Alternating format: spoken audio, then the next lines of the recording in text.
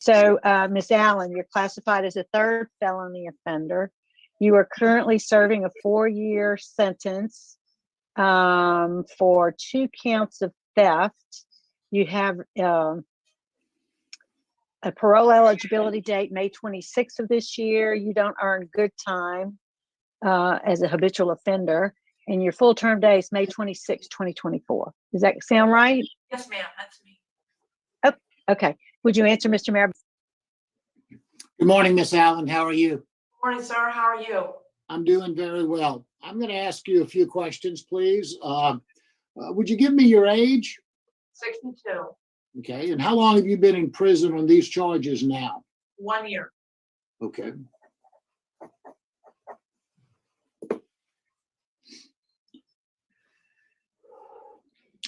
Ms. Allen, in looking at your record, you've got a lot of theft charges.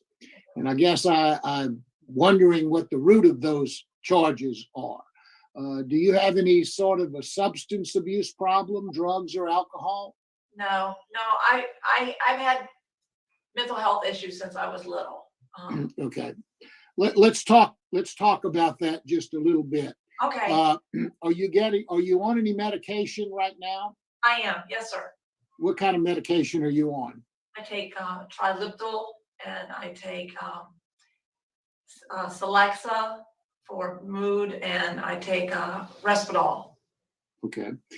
And how long have you been on those medications? Well, that's what they gave me in jail. So it's been Okay. a year. I take one more medication on the outside other than those, but they don't give me that in jail.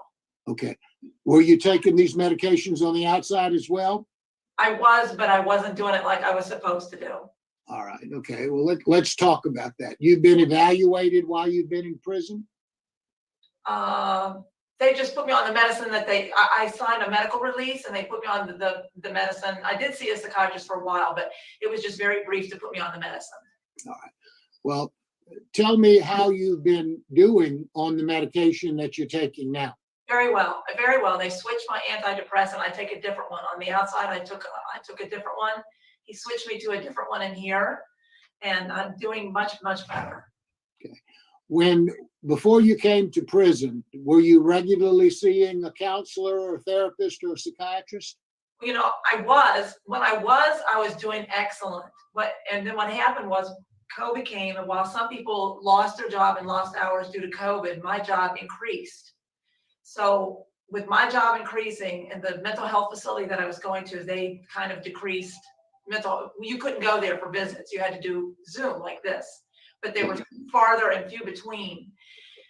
So when my therapist and stuff would call me and he would be asking me if I was doing okay, I would just say yes, but I really wasn't. I needed to have myself put in the hospital, and I didn't do it.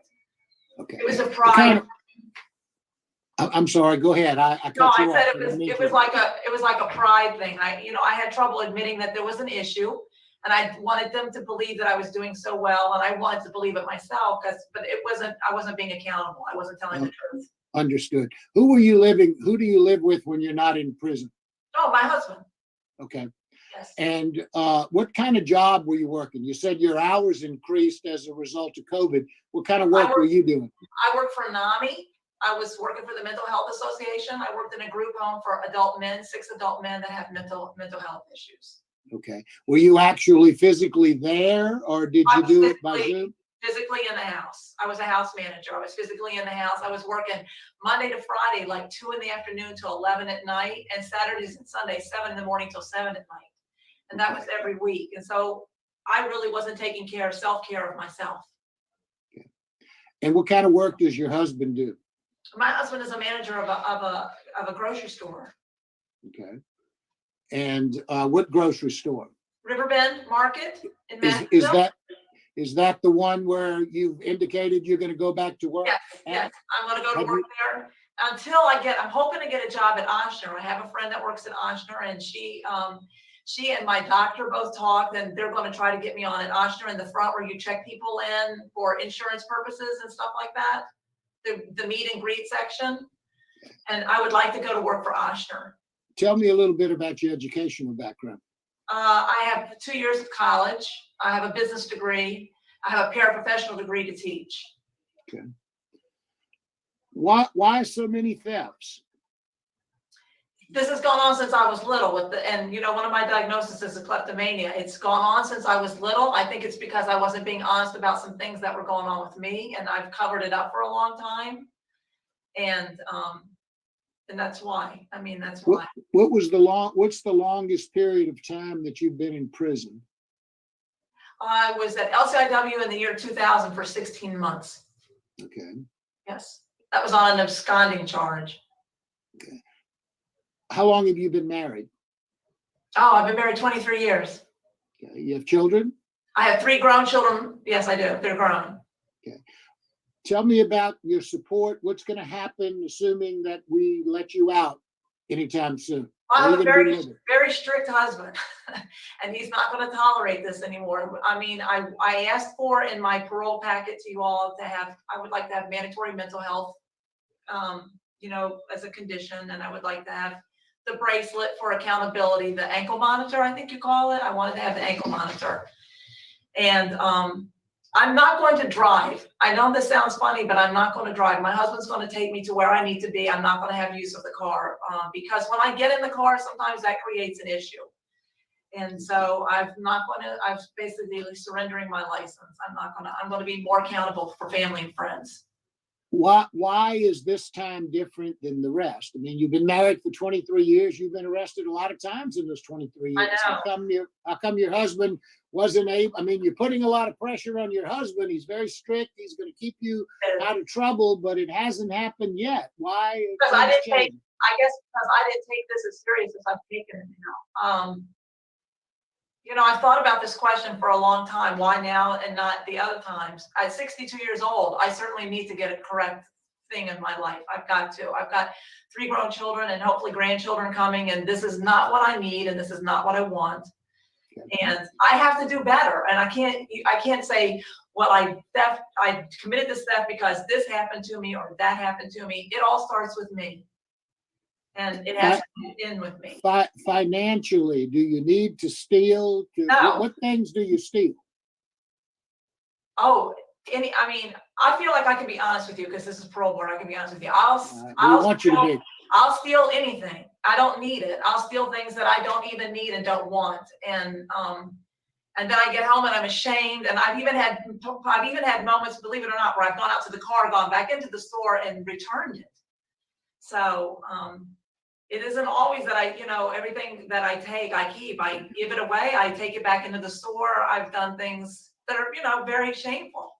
I assume throughout your history of being on probation, being arrested, you've taken all kinds of classes about theft-related classes, what it does to prices and all of that kind of thing.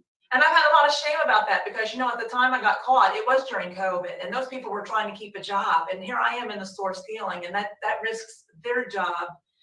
It's not just me. I'm hurting other people, and I don't want to do that. I'm not that kind of person. I'm really not. What sort of setup? Who is your psychiatrist, or who is your mental health person on the outside? Dr. Mari on call at Lorelei Smith, but they actually call Lorelei Smith Florida parishes now. But I have Craig Davis as my counselor and Dr. Mari on call as my psychiatrist. So you have a system in place where you were going before. How often were you going to them? When I was honest about what was going on with me, I was going twice a week. And they were available to me at any time. During COVID, it was about every 4 or 5 weeks. But if I had been honest and told them what was going on, they would have seen me and taken care of me.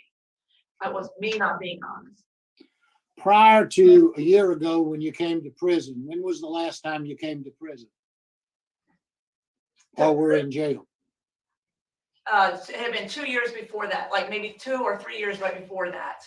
I had was not taking my medicine right, and I was trying to catch up on my medicine. I wasn't doing my medicine like I was supposed to, and I got selling alcohol to minors. I didn't card somebody that came into the store, and I had to go for like 6 days for that. But short of that, I was doing really well. So you were working in the store? I was working in the store, not my husband's store, a different store. I have a good work ethic. I'll work several jobs, and that's another problem. I was putting the money and the job first and not my self-care. So saying, work fewer, my husband kept saying that, work fewer hours and make sure you go to therapy. And Well, tell me your plan. Help me devise a plan that I feel comfortable with letting you out. So what is it going to look like when KATHRYN Allen gets out of prison? What's the plan? well, my plan is I'm going to work, but I'm not working all those hours. And I'm going to immediately go to my doctor and get back into my therapy, my group sessions, my counseling sessions. I want the mandatory mental health care. I'd like to get a sponsor. I would like to get a sponsor, which I can do. I talked to my psychiatrist. I can get a sponsor, and I want to have that as a connection for me to be held myself more accountable. It doesn't have to be an AA or NA thing. I can get a sponsor through my mental health thing, just for crisis type work. And have you ever had that in the past? Never had a sponsor. Never had a sponsor. And I always thought that was limited to AA and NA, and that's not limited to AA or NA. I can get a sponsor. So, and I would like the ankle monitor. I think that reminds me and keeps me out of stores, and it shows me more accountable to my PO and to my certainly to my mental health people and stuff like that. I owe them and I owe me. I need to be accountable. Thank you very much for your answers. Madam you. Chairman, that's all the questions I have. Mr. Jones? Yes, good morning. How are you doing this morning? I'm fine. Thank you for seeing me, Mr. Jones. Yeah, you like to talk. I don't mean to. I didn't mean to. Did I tie you up? Well, I'm just saying, you like to talk, which is a good thing. It's nerves. Talk. Nerves. I didn't sleep at all. I didn't eat breakfast. It's nerves. I was listening to your interview with Mr. Marabella, and he asked you a lot of good questions, and you seem to be very honest with your answers. So you realize what the problem is. Now, how do you stay on top of it? Because I don't think it's no medication or anything for what you have.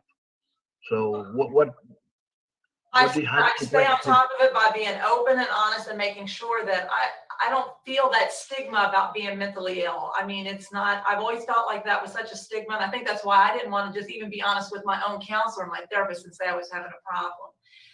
And I'm past that. I'm 62. It is what it is. I've had this my whole life, and I'm not going to come back to jail. I don't want to live the rest of my life like this. So, I mean, I have to be just, it is what it is. I need to go for therapy, and there's no shame in it. Yeah, I think the therapy is probably what's going to happen, and it's time. It's time for you to get it right. Yes, sir. I agree. Past time. I don't have any other questions, Madam Chairman. Thank you, Mr. Jones. Ms. Allen, you said it. There is no shame in it. No, there's not. So now that you're being honest with yourself, and I think you've been very honest with us today, and I appreciate that. It's not easy to tell somebody you're having an illness, but it is. Right. I get it. Yeah. Do you have a job there at the facility? No, I just got here 2 weeks ago. I've been in quarantine. Oh, okay. I don't get out of quarantine till today. All right. Well, Ms. Bauer, is there anything you can offer? She hadn't had any classes because she just got here and got off quarantine. Today was the first day I actually got to see her. And when she figured out who I was, the first question she asked, how do I get classes? I need classes. Oh, so good. I was eager to get into things and to start. So, I mean, whatever's recommended. Good deal. So let's see. Your parole date is in May of this year. May 26th. You're now seeing a counselor? There's no counselor here for me that I know of. There's no counselor here. There's no counselor here for me to see, but I've been seeing the psychiatrist at St. Tammany Parish, at the parish jail where I was at. I did see the psychiatrist, Dr. Lowe. Mm-hmm. Okay. All right. Is there a statement you'd like to make to us before we vote? No, thank you so much for seeing me today. All right. Mr. Marabella? Wait, go ahead. There's one thing I do, if you do grant me parole, I really would like that ankle monitor and the mandatory mental health counseling. Yes, and the ankle monitor would be at your expense. Okay, I understand that. Okay, Mr. Marabella? Ms. Allen, it's been a pleasure talking with you. Thank Mr. you. Jones said you like to talk. I didn't mean Uh, to. and I think that's a good thing. I like to talk as well. You've got some serious issues, and you know, while I'm very happy and pleased to see that you're at a point where you no longer attach a stigma to your mental health issues, Right. and that's a positive. That's a very good positive thing. I don't know you from the past, so I don't know how you might have been a year or two ago. So I'm going on just my reaction to you today. It sounds like you understand the problems. You've got some good support. I'm going to take a chance on you. I'm going to grant your parole with the following special conditions. I'm going to vote to grant your parole with the following special conditions. Number one, that you be under a curfew from 9 p.m. to 6 a.m. That means that's it. Okay. I don't want you to go, at least for the first 6 months, I don't want you to go to any of the places that you have stolen anything from. Yes, sir. Okay? Your Okay. husband is going to have to go do the grocery shopping. Your husband's going to have to go do. He's already said that. Yeah, he's already on that. All right. I'm also going to order at your request an ankle monitor, which you will have to pay for. In addition to that, my recommendation is that you immediately return to your mental health counselors, advisors, doctors, psychiatrists, whoever you were going to get a plan. Visit with them on a regular basis. Take your medication as prescribed by your doctors. And I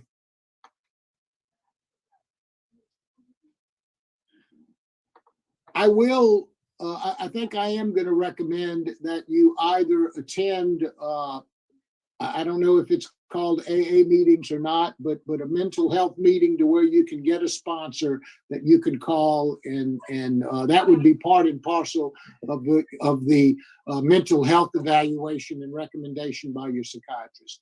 That would I be look my forward to vote. that. I look forward to that. Yeah. That would Thank be you my so much, vote, Madam Mr. Chairman. All right, Mr. Jones? Yes, Ms. Allen, I agree with Mr. Marabello, and my vote today gonna be a grant also. But I'd like to tell you, you have built a heck of a reputation out there, especially in the law enforcement community. They're gonna be watching you. I know. Okay, so And I know that. I hate that because they're good people. And I know some of them from just the community I live in, and it's been an embarrassment because, I shouldn't have been doing what I did. okay, good luck to you. My Thank vote you, will sir. be a grant also. Thank you, sir. And my vote today, Ms. Allen, also is to grant with the same special conditions that Mr. Marabella went over with you. Do you have any questions? Oh, man, thank you so much. All right, good luck. Take programs if you can between I now will. and then. I Good will. luck to you. I'm going to. Thank you. Well, that was certainly really different, really interesting. But do you think that she's able to stay out? I'll tell you, it doesn't seem that way. Now, this hearing took place April 20th, 4/20, 2021. And thank you, Richard, for pointing this out. On September 28th, 2023, so just 2 months ago from today's date of Halloween, 2023, she bonded out of St. Mary Parish Jail, Sheriff's Office, and she's waiting for a trial or something. So if she's still on probation period, which I think she is till 2024, we may see a revocation hearing sometime. I don't know. Sometimes they do it pretty quickly. Sometimes they wait 6 months, 9 months even. But if we see a revocation hearing, I'll update you on this. And it's just sad. It's remarkable, really. It's some people have their different vices and different addictions, but and she seems to totally identify with hers. And Do you buy it? Do you think that she's being just straight up with what her problems are? Or do you think there's something more? For me, I buy it. You just take her word for it. And, at her age and with everything to lose and certain things that didn't add up, where she was talking about her husband, but she's been married to him forever and it didn't ever stopped anything, how her husband was going to stop her from, and also how her husband didn't show up at her parole hearing, you might think is interesting. But my takeaway is, it just goes to show, mental illness is real and it can come in any shape and size. But again, thank you, Richard, for pointing this out and the facts that she was booked on something, and we may see a revocation hearing. So with that, I'll let you go.